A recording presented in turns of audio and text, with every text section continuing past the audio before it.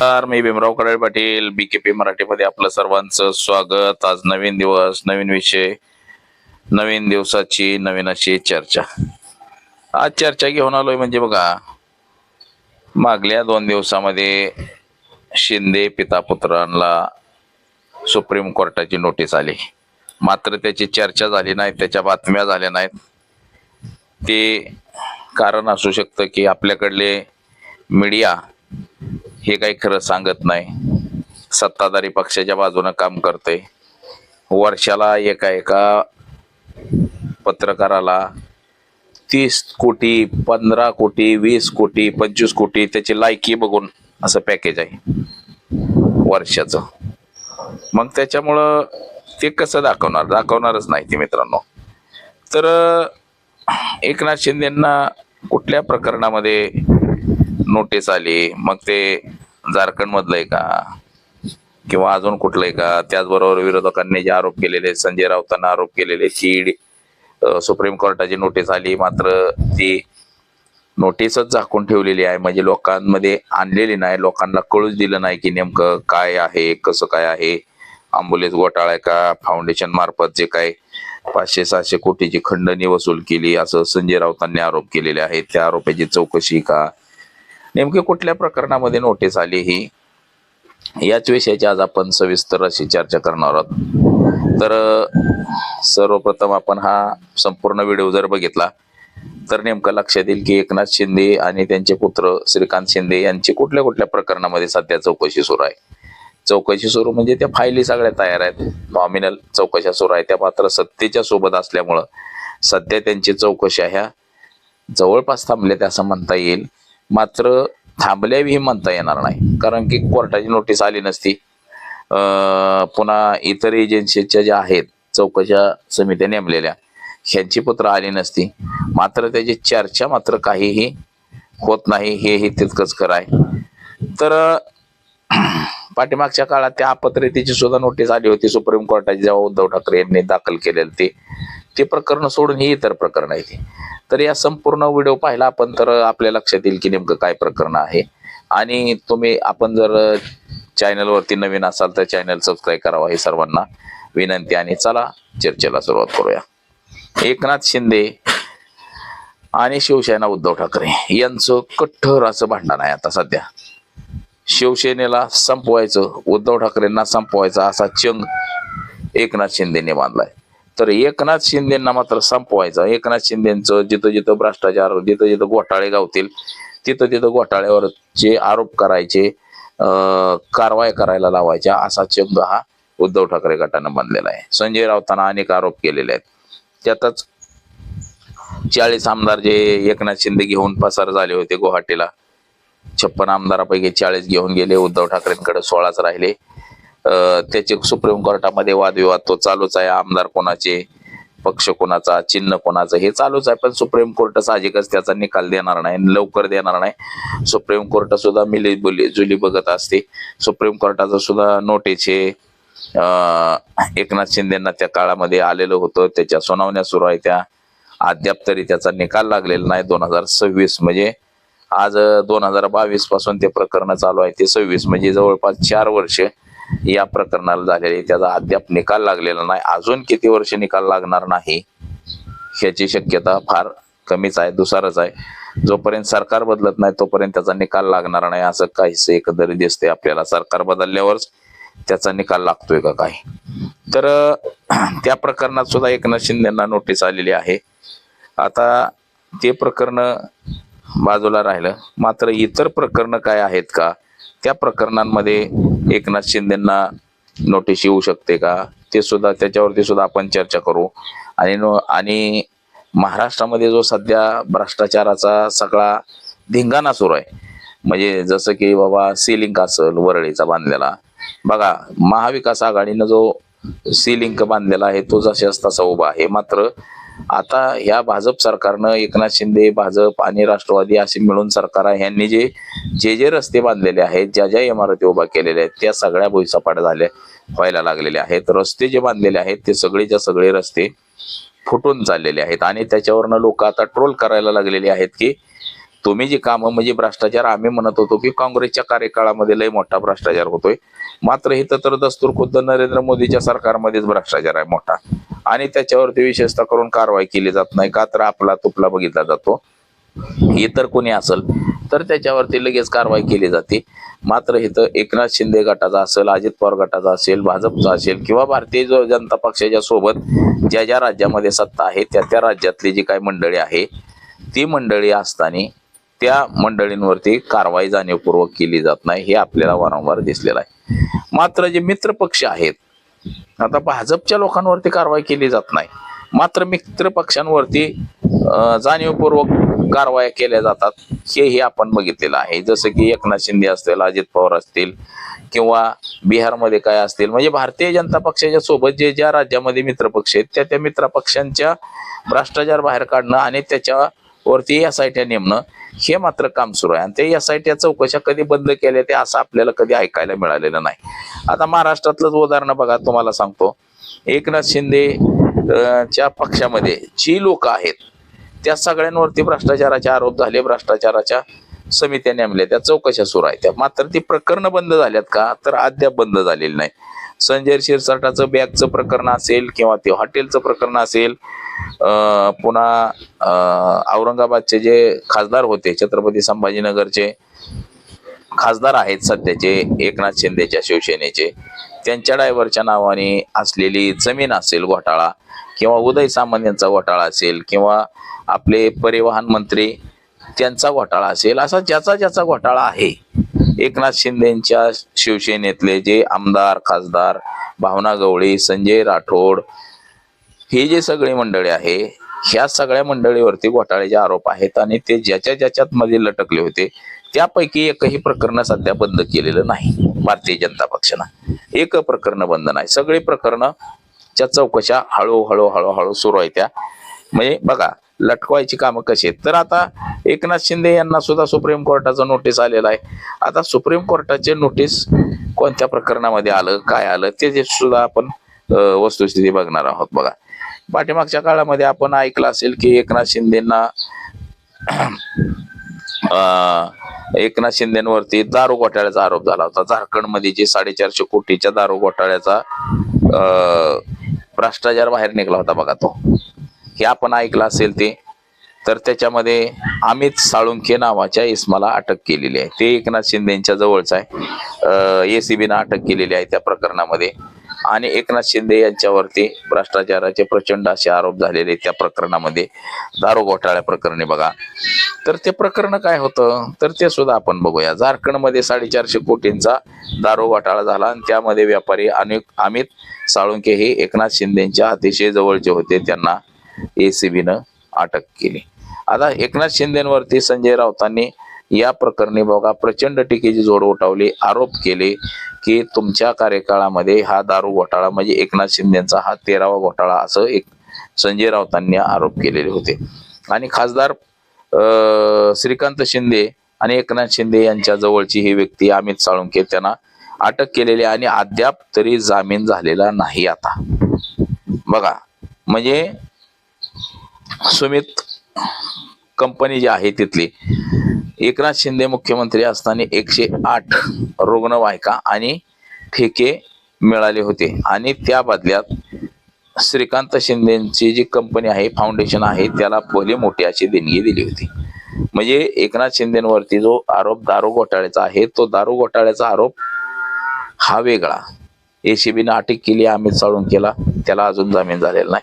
तर दुसरा घोटाळ्याचा आरोप काय केलेला आहे, की एक कंपनी आहे, ती कंपनी सुद्धा एकनाथ शिंदे आणि त्यांच्या मुलाच्या जवळची आहे आणि त्या कंपनीला 108 रुग्णवाहिकेचा ठेका दिला आणि त्या बदल्यात एकनाथ शिंदेच्या मुलाचं जे फाउंडेशन आहे त्याला करोडो रुपयाचा निधी दिला गेला, असं सुद्धा यामध्ये म्हटलेलं आहे. आता सत्ताधाऱ्यांचं कसं आहे, आरोप जरी झाले तरी हे आरोप सगळे निराधार आहे, खोटे आहे, आम्हाला गुंतवण्याचा प्रयत्न केला जातो, हे असं वगैरे वगैरे वगैरे असं म्हटलं जातं. बघा, आता या प्रकरणी सुप्रीम कोर्टानं अजून कोणाला अटक केलेली नाही, मात्र नोटिसा सगळ्यांना सुप्रीम ज्या म्हणजे आता बघा, हे सदर प्रकरणाची काही प्रकरणांची ईडी चौकशी सुरू आहे. त्या ईडी चौकशीत मध्ये जे कोर्टामध्ये प्रकरणं दाखल केलेली आहेत त्या प्रकरणी नोटिसा या सगळ्यांना मिळतील असेही सांगितलेलं आहे. आता संजय राऊत यांनी भ्रष्टाचाराचे आरोप केले. संजय राऊत हे उद्धव ठाकरेंच्या शिवसेनेचे, आता त्यांना शिवसेना एकनाथ शिंदेनं सगळी फोडून टाकलेली आहे. त्यामुळं एकनाथ शिंदेवरती राग असणं साहजिकच आहे. मात्र या प्रकरणामध्ये बरंच तथ्य, म्हणजे जवळपास 13 प्रकरणांमध्ये एकनाथ शिंदे यांचं नाव गोवण्यात आलेलं आहे. सध्या चौकशा जरी थांबलेल्या असल्या तरी त्या आज नाही उद्याच्याला ह्या सगळ्या चौकशा होणार आहेत आणि त्यामुळं एकनाथ शिंदे यांची अडचण वाढणार आहे. श्रीकांत शिंदे यांची अडचण वाढणार आहे. आता बघा दुसरा तिसरा आरोप, दस्तूर खुद्द एकनाथ शिंदे यांच्या जे असलेलं नगर विकास खातं आहे, या नगर विकास खात्यामध्ये सुद्धा बराच घोटाळा झालाय असा सुद्धा आरोप आहे. अनिल परबांनी केलाय, संजय राऊतांनी केलेला आहे. त्यामध्ये आरोपामध्ये काय म्हटलेलं आहे बघा, एकनाथ शिंदेच्या खात्यातील CID CO BMC उल्हासनगर महापालिकेतील शेकडो कोटींचा भ्रष्टाचार करण्यात आलेला आहे. तसंच नवी मुंबईमध्ये 100 बेकायदा स्टोन क्वारी चालू आहेत. PAP गृहनिर्माण योजनेमध्ये घोटाळा केलेला आहे. याची SITची चौकशी सुरू आहे. ह्या सगळ्या प्रकरणाची सुद्धा SITची चौकशी सुरू आहे बघा. हे म्हणजे असे किती आरोप आहेत बघा. MVAचा बघा 2023 मध्ये 10वी पुनर्विकास जो प्रकल्प आहे मुंबईतल्या, त्या 10वी पुनर्विकास प्रकल्पामध्ये सुद्धा घोटाळा झालेल्याचा आरोप आहे. म्हणजे हे एकनाथ शिंदेकडल्याच खात्याचं सांगतोय बरं का तुम्हाला. मुंबईतील रस्ते काँक्रिटीकरण करणे, म्हणजे एकनाथ शिंदे त्यावेळेस मुख्यमंत्री होते. टेंडर मध्ये घोटाळा झालेला आहे, अफरातफरी, ह्याची सुद्धा चौकशी लागलेली आहे. त्याची सुद्धा चौकशी सुरू आहे. तसंच खासदार श्रीकांत शिंदे यांच्यावरती सुद्धा भ्रष्टाचाराचे असेच आरोप केलेले आहेत. आरोप म्हणजे त्या चौकशा सुरू आहेत. चौकशा आणि त्यात जे काही निघल पुढे ती निघल. त्याचबरोबर शिवाजी महाराजांचा जो पुतळा बांधण्यात आलेला होता, बांधकाम झालेलं होतं, त्या पुतळ्याचं टेंडर ज्या व्यक्तीला दिलं होतं 13-14 कोटीचं, ते श्रीकांत शिंदे यांच्या अतिशय जवळचे निकटवर्तीय होते आणि त्यांना त्या पुतळ्याचा काहीही अनुभव नव्हता. पहिल्यांदाच त्या व्यक्तीला एवढ्या मोठ्या प्रमाणामध्ये टेंडर देण्यात आलं आणि तो शिवाजी महाराजांचा पुतळा अक्षरशः वाऱ्यानं पडला होता. वाऱ्यानं असं जोरात वारा आला आणि पडला होता.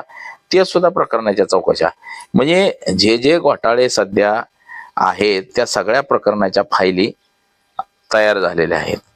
मात्र एकनाथ शिंदे हे भाजपच्या किती कामी येतात ते बघितलं जाणार आहे. भाजपच्या जेवढं कामाला येणार आहे तोपर्यंत त्यांचं काम करून घेतलं जाणार आहे त्यांच्याकडून आणि एकदा का काम झालं की एकनाथ शिंदेंना बाजूला केलं जाणार आहे. म्हणजे वापरा, बांधा, हस्तांतर, वापरा आणि फेकून द्या अशी नीती भारतीय जनता पक्षाची आहे. हे आपल्याला पहिल्यापासून माहिती आहे. भाजपनं आजपर्यंत हेच केलेलं आहे, सगळ्यांचा वापरच केलेला आहे आणि त्यांना टाकूनच दिलेला आहे. तर दुसरा एक आरोप काय आहे एकनाथ शिंदेवरती, सिद्धिविनायक मंदिराच्या देणगी प्रकरणामध्ये बघा. एकनाथ शिंदे मुख्यमंत्री असतानाच्या काळामध्ये MVA सरकार बघा, एकनाथ शिंदेच्या कार्यकाळामध्ये सिद्धिविनायक मंदिरातील देणगी पेटी लुटल्याचा आरोप सुद्धा त्यांच्यावरती केलेला आहे. ट्रस्टचे जे माजी अध्यक्ष होते आदेश बांदेकर यांनी आणि UBTचे जे नेते आहेत, एकनाथ शिंदे गटाच्या नेत्यांवरती, एकनाथ शिंदेवरती उद्धव ठाकरे गटाच्या लोकांनी आरोप केलेले आहेत. त्याचबरोबर काल परवा म्हणजे गेल्या काही महिन्यामध्ये अशोक खरात नावाचं प्रकरण आलं होतं बघा. अशोक खरात नावाचं प्रकरण आपल्या सगळ्यांना माहिती आहे. अशोक खरातनं काय केलं, नाशिकचा भोंदूगिरी करणारा भोंदू बाबा, त्या प्रकरणामध्ये सुद्धा एकनाथ शिंदेचं नाव आहे. सामाजिक कार्यकर्त्या अंजली दमानिया यांनी CDR दाखवून शिंदे आणि अशोक खरात मध्ये 17 वेळा फोन कॉल झालाय, फोनवरती बोलल्या असल्याचा दावा केला. शिंदे बघा 17 वेळा त्या अशोक खरातला फोनवरती बोललेत आणि त्यांच्या गाठीभेटी सुद्धा अनेक वेळा घेतलेल्या आहेत. हे सगळं जे नगरचे जे विखे पाटील आहेत, मंत्री, पालकमंत्री, त्यांनी या प्रकरणामध्ये सांगितलेलं आहे की राज्याचे मुख्यमंत्री एकनाथ शिंदे असताना ते आमच्या जिल्ह्याच्या दौऱ्यावरती आले होते आणि ते आल्यानंतर अशोक खरातला भेटायला गेले. ते वरती गेले, पूजापाठ केला आणि आम्ही खाली वाट बघत बसलो होतो. त्या सुद्धा प्रकरणामध्ये एकनाथ शिंदे यांच्या अडचणी वाढवू शकतात. म्हणजे बघा, एकनाथ शिंदेच्या बाबतीतली किती प्रकरण आहेत, अशी अनेक प्रकरणं आहेत एकनाथ शिंदेंना अडचणीत आणणारी. आणि आता एका प्रकरणामध्ये नोटीस निघालेला आहे, मात्र उर्वरित प्रकरणांमध्ये सुद्धा वर नोटिसा निघू शकतात. हेही तितकंच खरं आहे. तर आता त्यांच्याच पक्षातल्या काही लोकांवरती जे आरोप झालेले आहेत बघा, आता मधलं 2025 मध्ये संजय शिरसाट यांच्यावरती संपत्ती त्यांची कशा पद्धतीनं वाढली झपाट्याने, तसंच नोटाच्या बंडलांचा जो व्हिडिओ बॅग ठेवली होती घरात आणि त्या बॅगेमध्ये पैसे भरून ठेवलेले होते, त्याचे सुद्धा चौकशीचे आदेश दिलेले देवेंद्र फडणवीस यांनी. हे जे मी जेवढे तुम्हाला प्रकरण सांगितले त्या सगळ्या प्रकरणांमध्ये चौकशीचे आदेश दिलेले आहेत. चौकशा सुरू आहेत, मात्र त्या चौकशा तिथंच थांबलेल्या आहेत. त्या जाणार आज नाही उद्या पुढं, सगळ्या जाणार. आता कोर्टातील FD FIT मधली जुनी प्रकरणं जी आहेत 2014च्या बघा, एकनाथ शिंदेचं 2014च्या निवडणूक प्रतिज्ञापत्रानुसार त्यांच्यावर 9 प्रकरणे होती आणि ती सर्व मुंबई पोलीस ऍक्ट IPC 188 आणि 143 सारखी 500 सारखी आंदोलन प्रतीक्षेत संबंधित होती आणि काही प्रकरणं भ्रष्टाचाराशी संबंधित आहेत. आता महत्वाचा मुद्दे म्हणजे काय आहेत ह्याच्यात बघा, सध्या अनेक प्रकरणांची चौकशी सुरू आहे. FIR, पुन्हा ED केस असेल, शिंदे यांच्या नावाने थेट ED किंवा CBI यांच्याकडे सध्या तरी गुन्हा दाखल म्हणजे केलेला नसला तरी सुद्धा चौकशी मात्र सुरू आहे. चौकशा बंद नाहीत. म्हणजे अजून EDनं CBIनं कुणीही गुन्हा दाखल केलेला नाही, मात्र चौकशा बंद नाहीत. ह्या चौकशा ज्या आहेत त्या चौकशा जशाच्या तशा सुरू आहेत. आता विरोधकांकडनं आरोप केले जातात, त्या चौकशाचं काय नाही. आता SIT प्रकरण, SIT मध्ये सुद्धा SIT म्हणजे बऱ्याच प्रकरणांमध्ये SITची सुद्धा चौकशी सुरू आहे. आता एकनाथ शिंदे यांचे पुत्र जे आहेत श्रीकांत शिंदे, त्यांच्यावरती सुद्धा गेल्या 2-3 वर्षामध्ये बघा 3 मोठ्या भ्रष्टाचाराची प्रकरणं झालेली आहेत. त्यामध्ये गुन्हे दाखल झालेले आहेत.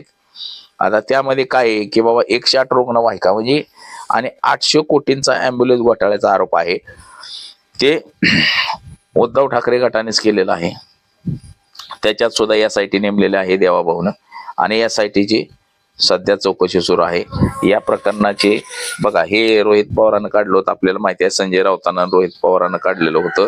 ते एका कंपनीला त्याचं 10 वर्षासाठी टेंडर दिलं आणि 807.77 कोटींचा ठेका देण्यात आलेला होता. प्रत्यक्षात मात्र 100 कोटीचा असताना तो 800 कोटीचा ठेका दिला गेला. म्हणजे 100 कोटीचा ठेका होता तो, पण त्याची वाढ होऊन 700 कोटी वाढ होऊन तो 800 कोटीचा ठेका. म्हणजे हा घोटाळा त्याच्यामध्ये महत्वाचा मेन आहे. आणि या कंपनीचा जो मालक आहे, जो दारू घोटाळ्यामध्ये अडकलेला आहे झारखंडच्या, तोच अमित साळुंके आहे आणि तो एकनाथ शिंदेचा तसंच श्रीकांत शिंदेच्या अतिशय जवळचा त्यांचा निकटवर्ती आहे. आणि त्या अमित साळुंकेने श्रीकांत शिंदे यांचं मेडिकल फाउंडेशन आहे, त्या मेडिकल फाउंडेशनला करोडो रुपयांची देणगी दिलेली होती आणि त्यामुळं तो तपास खरं तर त्या दिशेनं व्हायला हवा, परंतु सध्या अद्याप तरी ते प्रकरण हळूहळू सुरू आहे. म्हणजे असं बोललं जातं की NGO मार्फत 500 ते 600 कोटींचा खंडणीचा आरोप हा श्रीकांत शिंदे यांच्यावरती केलेला आहे. तर 2024 मध्ये संजय राऊतांनी पंतप्रधानांना सुद्धा पत्र लिहिलेलं आहे की श्रीकांत शिंदे यांचं फाउंडेशन मिस्टिरियल पद्धतीत चालतं आणि त्यामध्ये 500 ते 600 कोटीचा घोटाळा झालेला आहे. 500-600 कोटी त्यांना खंडणी कशा पद्धतीने जमलेली आहे हे सुद्धा त्याच्यामध्ये सांगितलेलं आहे आणि ED आणि CBI चौकशीची मागणी करावी असं सांगितलेलं आहे. आता ही सगळी प्रकरणं बघा सध्या शिंदे कुटुंबाच्या भोवती फिरतायत. म्हणजे श्रीकांत शिंदे असतील, एकनाथ शिंदे असतील, त्यांच्यावरती मात्र चौकशी समितीने एक निष्कर्षच काढलाय. ITचं नोटीस आलेलं आहे एकनाथ शिंदेंना की त्यांची जी संपत्ती आहे या संपत्तीमध्ये वाढ कशा पद्धतीनं झालेली आहे, नोटीस आलेला आहे आणि त्याच्या बाबतीत स्पष्टीकरण मागितलेलं आहे आयटीनं की बाबा एकनाथ शिंदे आणि श्रीकांत शिंदे यांची जी संपत्ती आहे ही एवढ्या मोठ्या प्रमाणामध्ये वाढली कशी, म्हणजे जे पाठीमागचा पाहिलं आणि सध्याचं पाहिलं आणि उत्पन्नाचा जो स्रोत आहे तो उत्पन्नाचा जर स्रोत पाहिला तर भली मोठी संपत्ती ही वाढली कशी असं आयटी असेल. आणि सुप्रीम कोर्टात सुद्धा याचिका दाखल झालेली आहे की कोर्टात सुद्धा की यांच्या संपत्तीमध्ये एवढ्या झपाट्यानं वाढ कशी झालेली आहे. बघा आयटीची नोटीस आलेली आहे, एकनाथ शिंदेंना स्पष्टीकरण मागितलेलं आहे की तुमची संपत्ती एवढ्या झपाट्यानं वाढली कशी, संपत्तीचं नेमकं कारण काय, तर हीच नोटीस आहे. त्याचबरोबर सुप्रीम कोर्टाची एक नोटीस आहे. म्हणजे बघा एकनाथ शिंदे हे अडचणीत आहेत, श्रीकांत शिंदे हे अडचणीत आहेत, मात्र हे बातम्या ज्या आहेत ते प्रसार माध्यम जाणीवपूर्वक प्रसारित करत नाहीत, कारण की ते भारतीय जनता पक्षासोबत काम करतात म्हणून ह्या सगळ्या गोष्टी जाणीवपूर्वक प्रसारित केल्या जात नाहीत. आता नोटिसा आलेल्या असताना सुद्धा ह्याच्या बातम्या जास्त दाखवल्या जात नाहीत, कुठेतरी येते बातमी आणि ते परत बंद होऊन जातं. म्हणजे हेच नरेंद्र मोदींचं हे आहे की विरोधकाच्या बातम्या दाखवायच्या, विरोधकाबद्दल काय घडलं लगे दाखवायचं, मात्र आपल्या बाजूच्या माणसांबद्दल काय घडलं तर ते दाखवायचं नाही, असं पत्रकारांवरती दबाव आणला जातो. बघा एकनाथ शिंदेची आणि श्रीकांत शिंदेची जी वाढलेली प्रॉपर्टी आहे त्याबाबत मात्र सध्या नोटीस आलेली आपल्याला दिसते. आणि ही संपत्ती कशी, इन्कम टॅक्स डिपार्टमेंटची नोटीस आलेली आहे, त्यालाच आपण आयटी म्हणतो, इन्कम टॅक्स डिपार्टमेंटनं स्पष्टीकरण मागितलेलं आहे की तुमच्या संपत्तीमध्ये वाढ कशा पद्धतीनं झालेली आहे. तर अजून काय नवनवीन घडलेलं ते सुद्धा आपण सांगण्याचा प्रयत्न करू. तर बघा आपण सर्वांनी चॅनल पुन्हा एकदा आपल्याला विनंती आहे की सबस्क्राईब करावा. आणि आता एवढंच, माझा सहकारी कॅमेरामन अनिकेत मी भीमराव कडाळे पाटील, BKP मराठी, इंदापूर, पुणे.